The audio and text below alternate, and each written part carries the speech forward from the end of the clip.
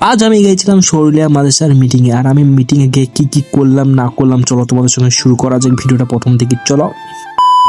এই গাইস কেমন আছো? আশা করি খুবই ভালো আছো। তো আজকে টাইটেল আর থাম্বনেল দেখে বুঝতে পারছো যে আমি কোথায় যাচ্ছি। তো আজকে দিনটা ছিল শনিবার, আর আমাকে দুপুরের দিকে আবু সাহেব ফোন করে বলছে যে মাদ্রাসায় আজকে শরীলিয়া মাদ্রাসায় নাকি মিটিং আছে। আমাকে বলছে তুই চো। আমি বলছি আমি কোনোদিনও যাইনি।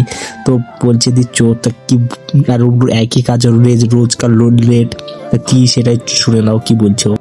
লেট করাবে তারপর শুনবে, মানে আজকে না ওর আবুর সাথে একই কাজ রোজ। যখন আমার বাড়ি আমি আবুর সাথে বাড়ি আসিনি গাইস, তো একই কাজ মানে ও যখনই মানে আমরা আসি তখনই আমাকে লেট করায়। একদিন জামা পরতে লেট করে, তো আজকে এখন স্নান পর্যন্ত করেনি। এবার স্নান করে এলো, এবার জামা ফামা পরে এখানে দাঁড়িয়ে আছে। মানে মানুষ হলো না, ছেলেটা মানুষ হলো না।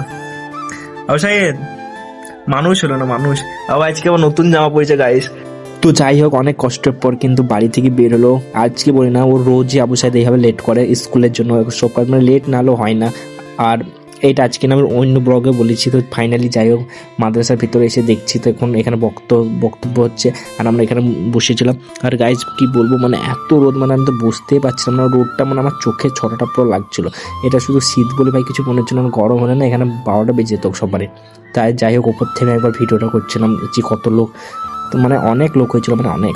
আর শরীরের মাদ্রাসা নিয়ে যেটা আমি কথা বলবো সেটা হচ্ছে যে শরীরের মাদ্রাসাটা কিন্তু পশ্চিমবঙ্গের কোনা সবাই চিনে, মানে মাদ্রাসাটা অনেক অনেক নামগাম। আর এই মাদ্রাসাটা কিন্তু অনেক বড়, আর এখানে কিন্তু দান ফান অনেকই হয়।